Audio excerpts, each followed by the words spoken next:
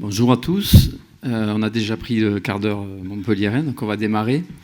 On va laisser arriver les dernières personnes, rentreront discrètement. L'amphi est bien garni. On vous remercie d'avoir répondu en nombre à l'invitation du SDJES, service départemental à la jeunesse, à l'engagement et au sport de l'Hérault, notamment sa chef Laurence Collat, qui va venir rapidement vous accueillir, vous parler.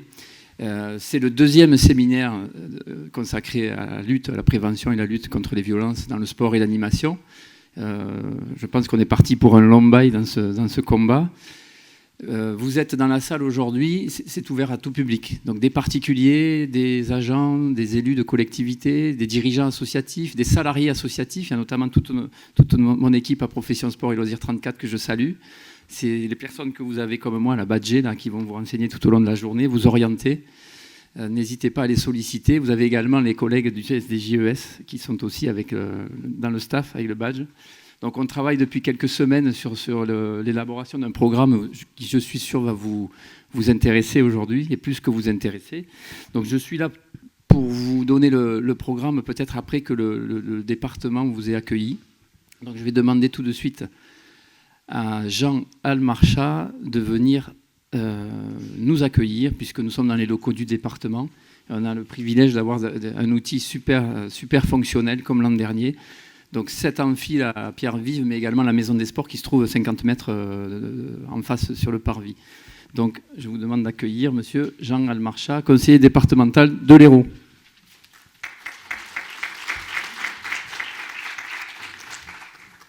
Bonjour à toutes et à tous.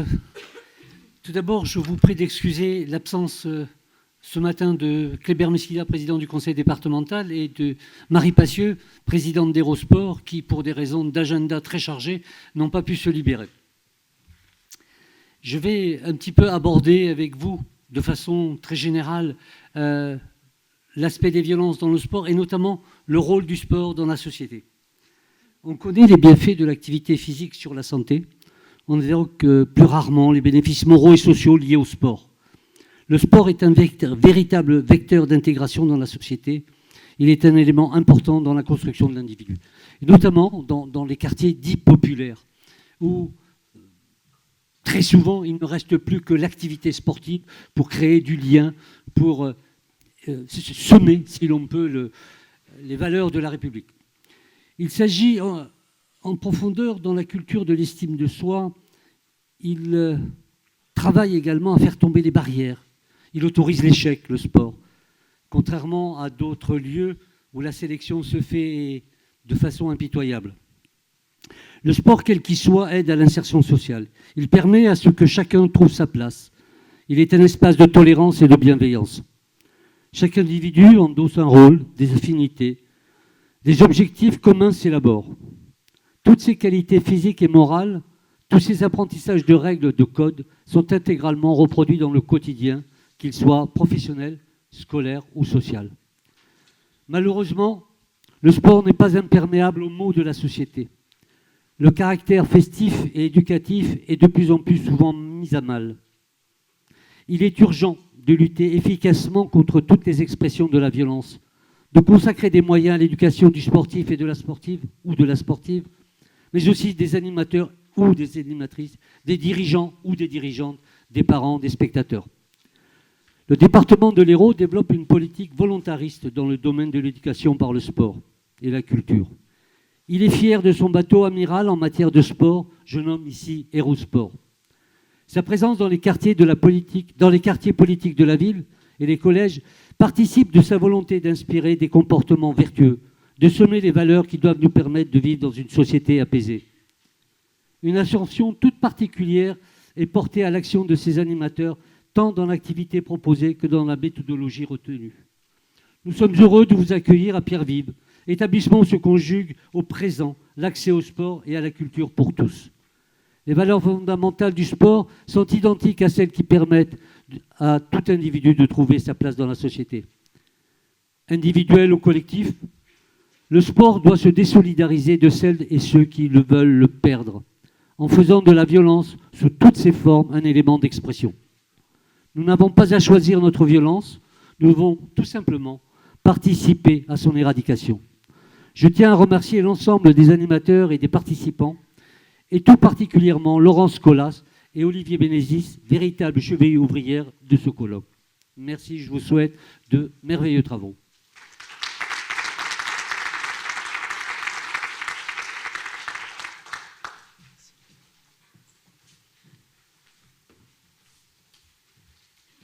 Je fais un léger retour en arrière. Au niveau du programme de la matinée, avant de laisser la parole à Laurence Collat, la journée plutôt, elle va se décliner en 4 temps forts. D'abord, on va rester ici tranquillement dans l'amphi.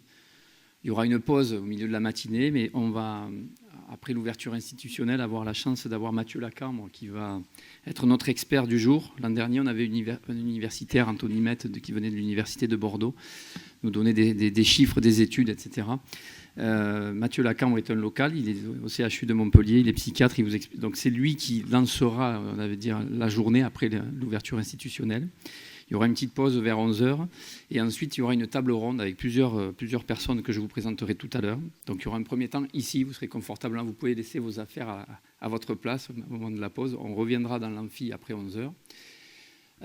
Au moment du déjeuner, avec des petits tickets qui vous ont été distribués, donc on déjeunera ensemble dans le hall, mais on se disséminera un petit peu là où on pourra, dehors, à la maison des sports et dans le hall. Il n'y aura pas de place assise pour tout le monde, donc vous pourrez trouver des places assises dehors s'il le faut, s'il ne fait pas trop froid.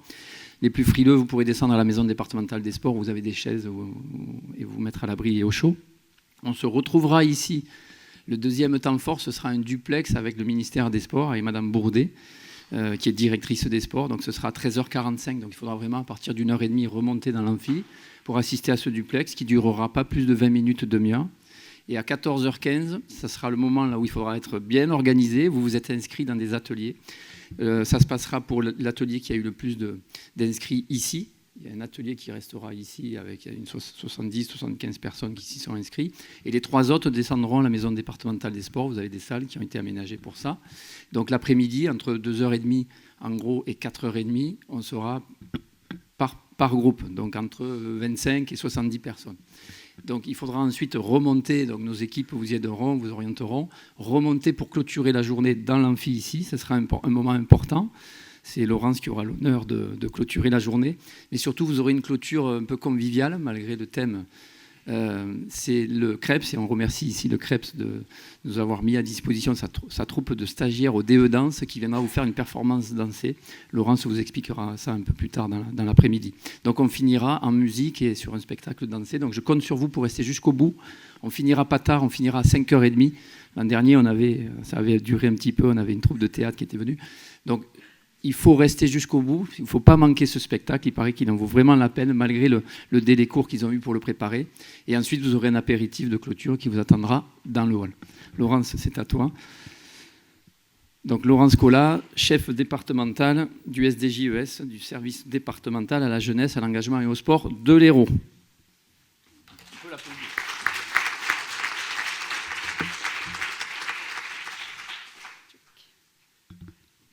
Bonjour à tous et à toutes. Donc, évidemment, pour nous, aujourd'hui, c'est un grand jour parce que on se dit que ça marque vraiment notre engagement et votre engagement à tous, qui, selon moi, n'est jamais suffisant parce qu'on voit aujourd'hui à quel point ça vient toucher toutes les familles, tous les milieux, tous les secteurs d'activité. Donc c'est un enjeu énorme pour nous. On y engage beaucoup d'énergie en termes et de temps et de moyens, même si on n'est pas toujours...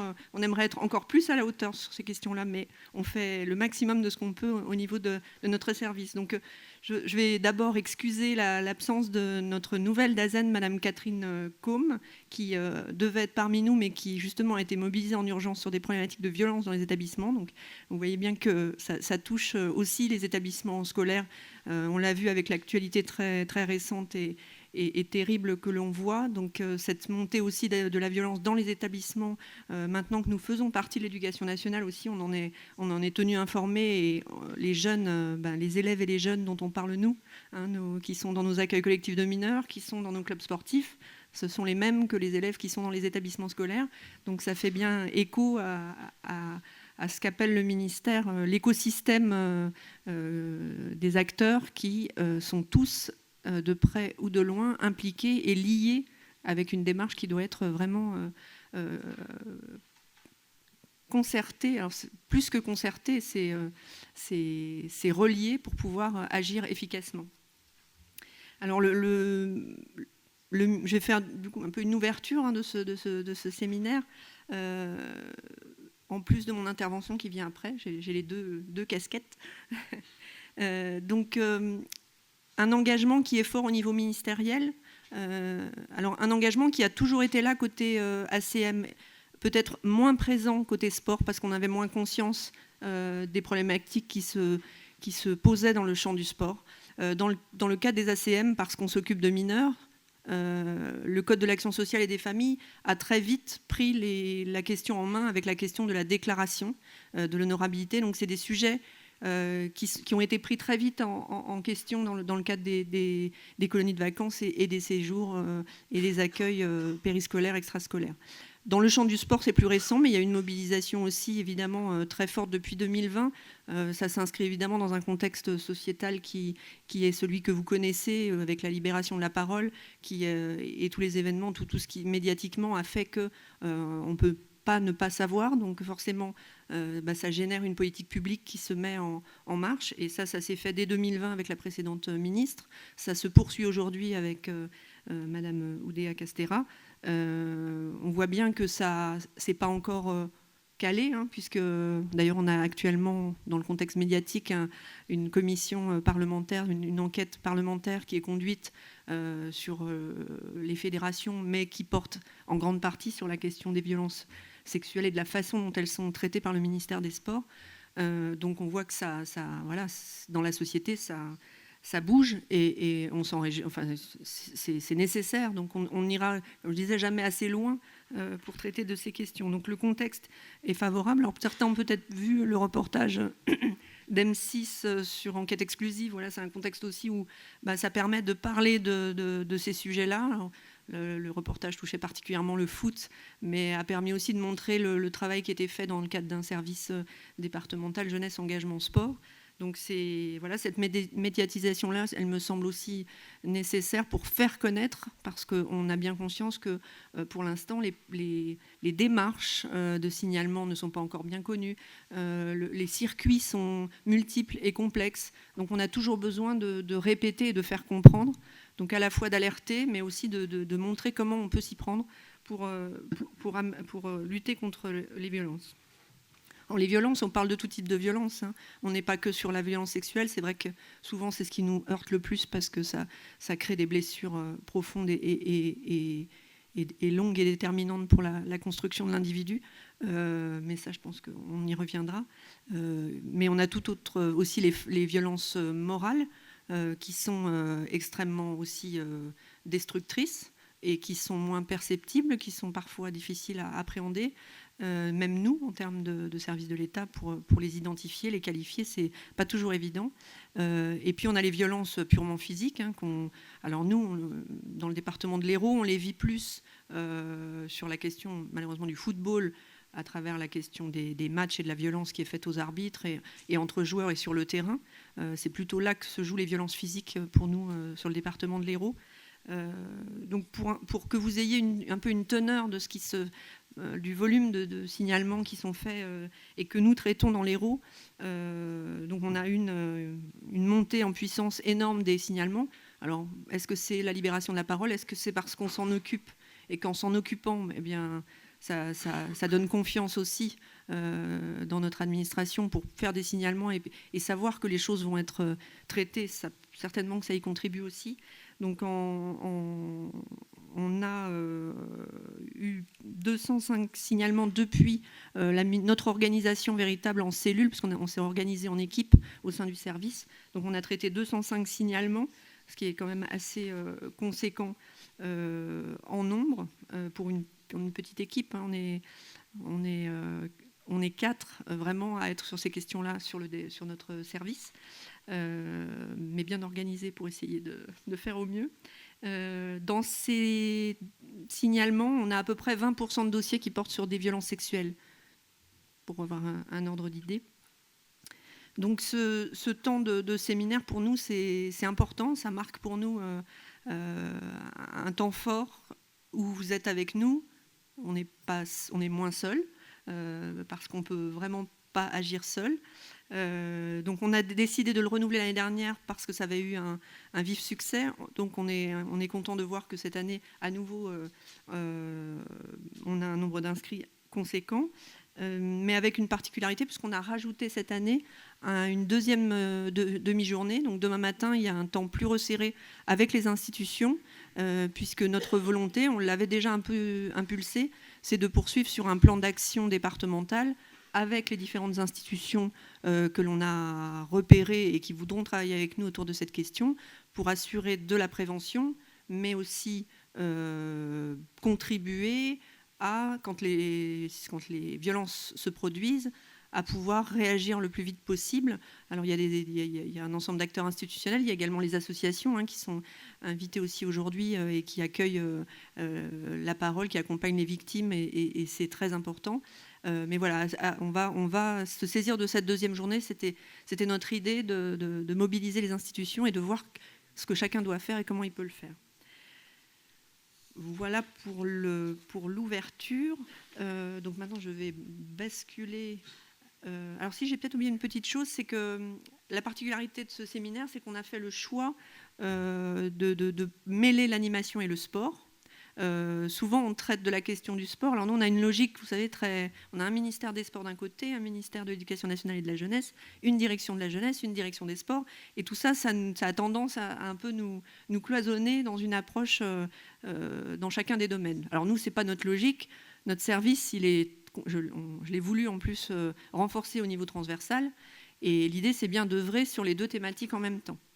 Et on a la chance, j'en profite pour l'annoncer, d'avoir un poste, c'est une chance, oui, mais c'est une décision du ministère de faire ce choix-là, de renforcer le nombre d'inspecteurs jeunesse et sport dans les services départementaux. Et notamment, on a un nouveau poste qui va être dédié exclusivement à la lutte contre les violences. Donc c'est monsieur Christophe Rénal qui est parmi nous aujourd'hui, mais qui n'a pas encore pris ses fonctions et qui va vraiment nous aider, puisque un temps plein supplémentaire sur la question pour le département, c'est vraiment essentiel. Voilà. Donc je vais enchaîner sur... Alors, je voulais vous faire un petit rappel quand même de la façon dont on agit, nous, mais aussi les autres acteurs et les autres institutions, en rappelant un peu le schéma, alors qu'il y a un schéma que vous connaissez plus ou moins tous, en partant vraiment du signalement. Alors je pense qu'on y reviendra dans les ateliers en détail sur le signalement, mais je voulais rappeler vraiment à tous que le signalement, que ce soit dans le Code de l'action sociale et des familles pour les accueils collectifs de mineurs, ou que ce soit dans le Code du sport, c'est une obligation qui est faite à tous les responsables de structure de signaler auprès du préfet de département, donc via notre intermédiaire. C'est une obligation qui s'impose et qui est écrite dans la loi. Donc ça, on ne le sait pas toujours. Alors ça peut paraître aussi un peu flou parce qu'il y a Signal Sport au niveau du ministère et il n'y a pas l'équivalent côté jeunesse au niveau ministériel, puisque au niveau ministériel, la JEPVAN passe systématiquement par nous. Donc le canal, c'est vraiment nous qui faisons le signalement ensuite au ministère. Alors que côté sport, il y a le Signal Sport, qui est l'adresse que tout le monde doit connaître, signal-sport@sport.gouv.fr, qui permet de faire les signalements au ministère et qui fait le lien notamment avec les fédérations pour le champ du sport. Lien que nous ne faisons pas, c'est-à-dire que le service départemental ne fait pas le lien direct avec la fédération nationale. Nous, on interagit éventuellement quand on a besoin de le faire avec la Ligue ou le comité, mais on n'intervient pas directement avec les fédérations nationales. C'est le ministère qui le fait et le ministère interagit avec nous. Donc le signalement, il faut vraiment le faire auprès de nous. Alors on redonne dans les top bags, il y a l'adresse à laquelle il faut faire ce signalement. Dans le secteur de l'animation, alors c'est pas toujours fait, mais bon an, mal an, l'habitude est prise depuis longue date, c'est-à-dire que c'est ce qu'on appelle la fiche de signalement d'événements graves, qui est une fiche type qui est donnée, et l'habitude est prise. C'est moins vrai dans le champ du sport. C'était vrai pour des accidents mortels, pour des accidents graves, plutôt de pratiques sportives. Mais pour tout ce qui est lié aux violences, ce n'était pas vraiment le cas. Donc ça, c'est vraiment un point qu'il faut faire passer comme message, et j'expliquerai après pourquoi c'est déterminant. Donc c'est déterminant en lien avec évidemment la procédure administrative, puisque le signalement qui nous est fait, il n'est pas en lien direct avec la procédure judiciaire. La procédure judiciaire, elle est sous la responsabilité du procureur de la République. Alors, vous avez beaucoup entendu parler de, peut-être certains, de ce qu'on appelle l'article 40, mais qui concerne les fonctionnaires. Mais de manière plus générale, il y a une obligation de signalement quand il s'agit de faits répréhensibles au plan pénal. Donc, la procédure judiciaire, elle va être parfois enclenchée, parfois pas, selon la nature de ce qui s'est produit. Nous, il y a une indépendance totale entre le judiciaire et l'administratif. Donc nous, on est bien la procédure, ce qu'on appelle la procédure administrative. On va, si on considère que ça relève du pénal, faire un signalement au procureur, ce qui n'est pas encore le déclenchement de l'enquête judiciaire. Donc nous, on va être dans cette procédure administrative, c'est-à-dire que, je ne vais pas le détailler, puisque dans la table ronde, Stéphane Liger en parlera dans le déroulé de cette procédure, mais nous, la procédure administrative, en fait, on la mène de manière assez indépendante, c'est-à-dire qu'on va conduire des auditions, des enquêtes, on va pouvoir faire valoir après des mesures éventuellement. La procédure disciplinaire, elle est plus au niveau de la fédération sportive dans le champ du sport, de l'employeur dans le champ de l'animation. C'est-à-dire qu'à un moment donné, quand on a eu un signalement ou qu'il y a eu un événement grave qui a mis en cause quelqu'un, il faut que le levier du champ disciplinaire, de la sanction disciplinaire, elle doit pouvoir aussi s'activer. Donc tout ça se fait en parallèle en fait. L'un, c'est pas parce qu'il y en a un que l'autre ne se fait pas. Au contraire, c'est complémentaire. Et enfin, la procédure interne, alors c'est assez proche de la procédure disciplinaire, mais il n'y a pas forcément la sanction. C'est comment va réagir la structure dans laquelle se produit l'événement. Ça peut être un établissement scolaire, ça peut être un CREPS, ça peut être un club, ça peut être tout type d'établissement, une collectivité ou une association qui organise un accueil collectif de mineurs. Comment on fonctionne? Souvent, il y a une procédure. Le problème, c'est que cette procédure, il ne faut pas qu'elle aille trop loin, parce que forcément, ça va venir impacter la façon dont on va entendre les personnes, comment on va recueillir la parole, donc ça sera repris dans les ateliers. Mais c'est important qu'elle se fasse quand même, parce qu'il ne faut pas non plus passer à côté des éléments qu'on pourrait recueillir. Donc la procédure disciplinaire, elle passe par le règlement aussi, les statuts, le règlement intérieur de chaque organisme. Et là, il y a une procédure. Alors, par moment, c'est vrai que c'est compliqué parce que la procédure disciplinaire, elle peut aller très loin selon notamment certaines fédérations sportives qui ont mis en place des procédures très, très, très, très, très performantes. Il y en a quelques-unes, des fédérations comme ça, et où on a quasiment l'enquête qui est faite. Enfin, l'enquête est conduite en propre par la fédération. Et des fois, alors c'est bien, mais ça peut aussi, pareil, il faut que ça n'aille pas trop loin non plus dans la démarche. Alors,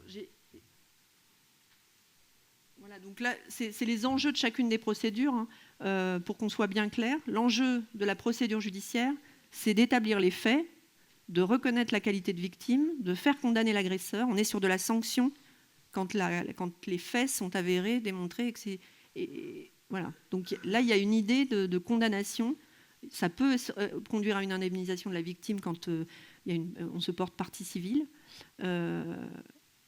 Et ça permet éventuellement aussi de rechercher d'autres victimes. La procédure administrative, elle n'est pas du tout sur cet aspect-là. Et ça, c'est vraiment déterminant à comprendre. Et c'est pour ça que c'est vraiment complémentaire et qu'il faut l'enclencher. Alors nous, on le vit dans les enquêtes qu'on conduit. Ça permet d'agir rapidement. Et pourquoi? Pour protéger. Là, nous, on est vraiment sur la protection des pratiquants. C'est-à-dire qu'on évalue si la personne qui est mise en cause, si ce qu'on a comme élément sur cette personne, sur ce qui s'est produit, constitue un danger pour les pratiquants. Que ce soit un danger moral ou physique, nous, c'est ça qu'on va chercher à apprécier. On n'a pas à faire la démonstration de la preuve. On n'est pas là pour dire c'est totalement avéré. Ce n'est pas le fait en lui-même. C'est tout ce qui va autour, la façon de se comporter de la personne. Donc ça, ce n'est pas toujours évident à comprendre. et surtout par les avocats qui parfois sont plutôt des avocats pénalistes et qui vont aller sur un registre plutôt de la démonstration de la preuve. Donc ça, nous, on est toujours en train de se recaler quand on fait nos enquêtes pour se dire, nous, on est là pour démontrer, pour vérifier, s'assurer qu'il y a un danger. Vous voyez, la démarche n'est pas du tout la même. La procédure disciplinaire, on est aussi sur la protection des pratiquants. La différence, c'est que ça agit dans une sphère qui est celle de la fédération, du club. On va pouvoir retirer une licence, on va pouvoir radier quelqu'un de la structure, mais ça ne l'empêchera pas d'aller ailleurs. Il n'y a pas l'effet national et la portée de décisions, soit judiciaires, qui vont impacter la vie, soit les décisions administratives qui vont aussi être nationales et qui vont être tout domaine, ou alors on va pouvoir circonscrire les décisions. On peut très bien les limiter à une activité si on considère qu'il n'y a que dans cette activité que la personne est dangereuse. Mais en général, quand c'est des violences sexuelles, on est dangereux partout, il n'y a pas de raison. Voilà. Et puis la procédure interne, là c'est vraiment... alors c'est très centré sur les exemples sportifs, les enjeux, je m'en excuse. Là c'est plus aussi de faire une démarche interne vis-à-vis des publics qui sont accueillis. C'est-à-dire que c'est évidemment sanctionné. Là, on sanctionne un comportement qui n'est pas adapté. On protège aussi les sportifs ou les stagiaires. Et en même temps, pour l'établissement, c'est l'occasion aussi de jouer sur la vie, la continuité éducative de l'établissement quand il s'agit d'un établissement scolaire ou d'un établissement CREPS. Je suis dans le timing. Alors, du coup, pour vous résumer, mais je ne vais pas rentrer dans toutes les cases. On a moi j'ai identifié 2 temps. En fait, on a le temps dont je n'ai pas encore parlé, qui est celui de la déclaration. On a cet outil fabuleux, on a cette chance-là, d'avoir un dispositif déclaratif obligatoire dans le champ du sport et dans le champ de l'animation. L'obligation, elle vaut pour le sport, pour les éducateurs sportifs, salariés qui sont obligés de se déclarer. Elle vaut pour les stagiaires en formation professionnelle qui sont tenus de se déclarer. Et cette déclaration, elle impose quoi ? Elle génère quoi ? Un contrôle systématique de l'honorabilité, que ce soit le B2, donc le casier judiciaire, le FIGES, le fichier des auteurs d'infractions sexuelles et violentes, mais aussi le fichier des cas d'interdit, qu'on connaît moins, mais qui est celui qui contient toutes les interdictions d'exercer qu'on a pu prendre au niveau de l'État contre des éducateurs sportifs et qui va générer de fait une incapacité d'intervenir. Donc ça, c'est un contrôle qui est fait au moment de la déclaration, puis une fois par an pour les éducateurs déclarés. Donc c'est déterminant. Alors on sait bien que tout le monde ne se déclare pas. On a encore Donc l'incitation à se déclarer aussi dans vos structures, elle est déterminante. Parce qu'en fait, quand on ne déclare pas, on n'a pas de contrôle d'honorabilité sur les intervenants. Donc voilà, et cette notion d'incapacité. Alors je balaye vite, mais on a la même chose dans les accueils collectifs de mineurs, puisqu'on a obligation de déclarer tous les séjours, tous les accueils périscolaires, tous les accueils extrascolaires sont déclarés, c'est une obligation, dans le logiciel SIAM.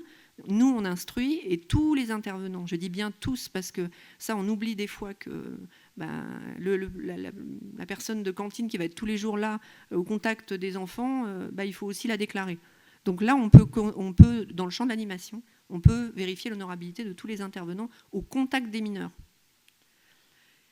Et enfin, une nouveauté, donc c'est pareil, on a le système d'incapacité, et la nouveauté, c'est on n'avait pas de contrôle, alors on pouvait contrôler, mais on n'avait pas de contrôle automatisé pour les bénévoles. Et on sait bien que dans le champ du sport, autant dans le champ de l'animation, on n'est pas très concerné, parce qu'il y a quand même moins de bénévoles en encadrement de mineurs.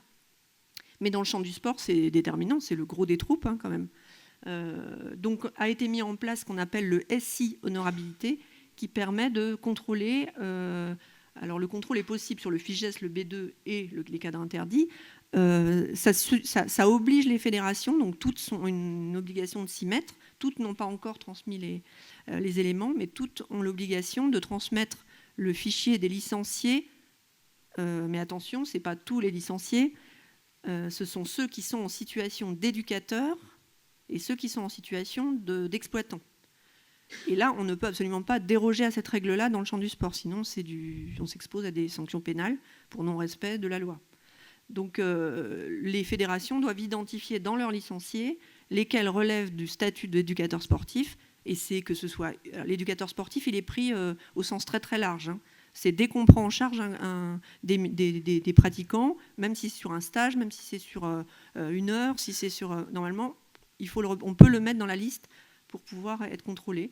Et l'exploitant, c'est tous ceux qui contribuent à la direction de la structure. Donc les élus qui sont le président, le trésorier, ça peut aller assez loin si on considère qu'on peut démontrer que la personne a un rôle dans la gouvernance de la structure.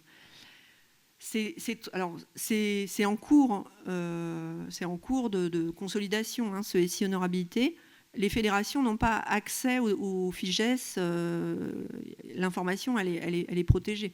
Donc c'est le ministère qui nous sollicite, nous, au niveau départemental, quand il y a une alerte, et c'est nous qui accédons au FIGES pour vérifier l'honorabilité, qui notifions les incapacités.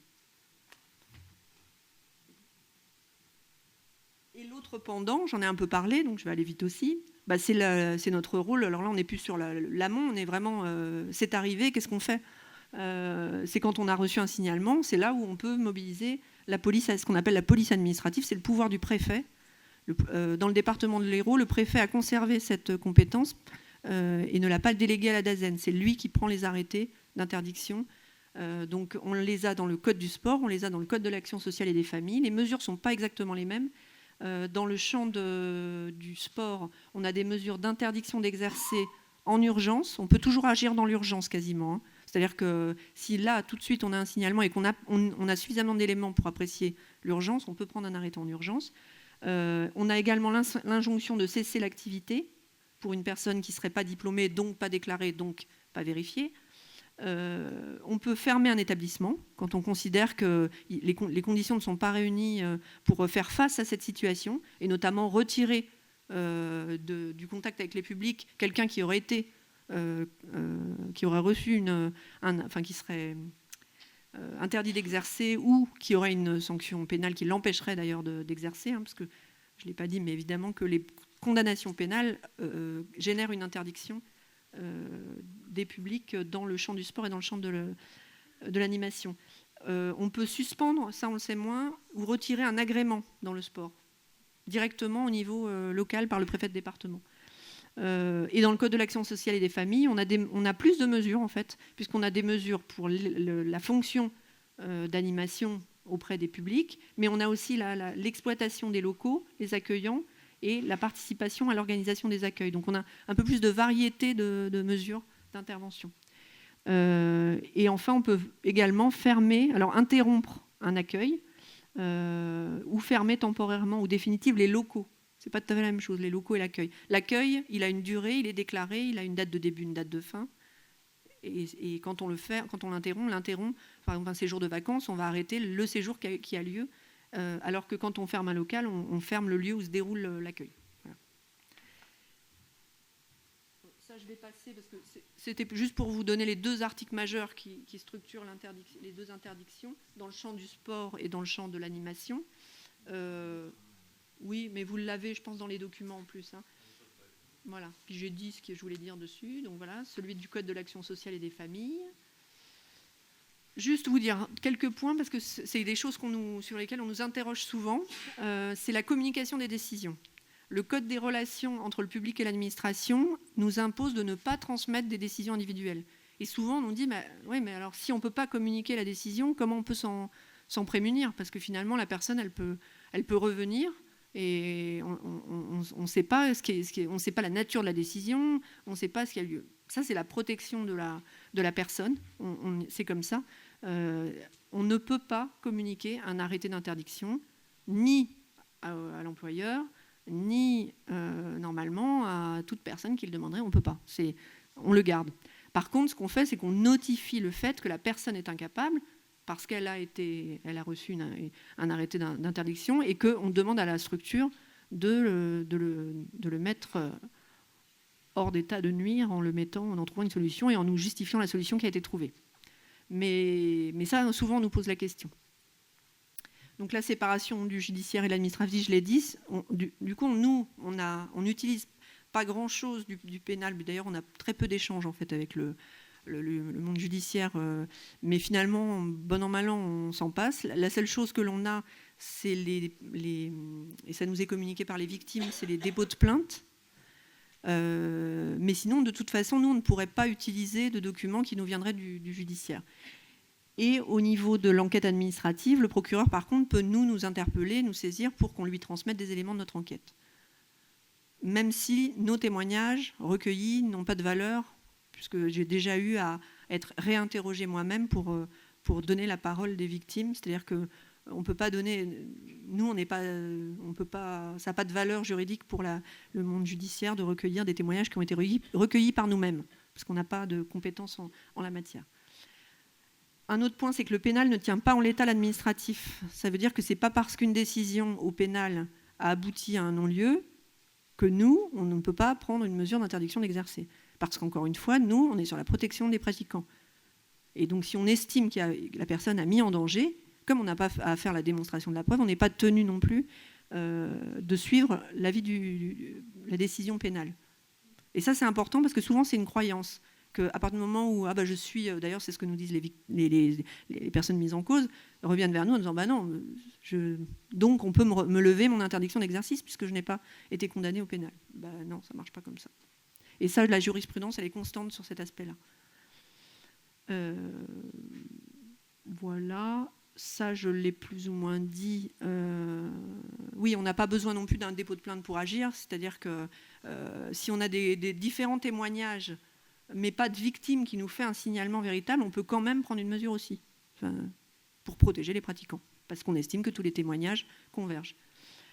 Et quand même, par rapport à la question et on a encore eu récemment une avocate qui s'est portée en partie civile, qui nous a indiqué que la procédure judiciaire, elle est longue, on n'en connaît pas toujours l'issue, elle ne va pas permettre immédiatement de mettre hors jeu la personne qui est susceptible d'être dangereuse, donc elle resterait potentiellement, alors que nous, on est les seuls à avoir cette capacité à pouvoir dire on prend un arrêté, on sort la personne, on la retire. C'est là aussi préventif. Donc, de ce point de vue-là, voilà, je reste déterminée sur le fait qu'il faut nous signaler à nous, à Signal Sport, mais en tous les cas, il faut que ça passe par les services administratifs. Voilà, je vous remercie.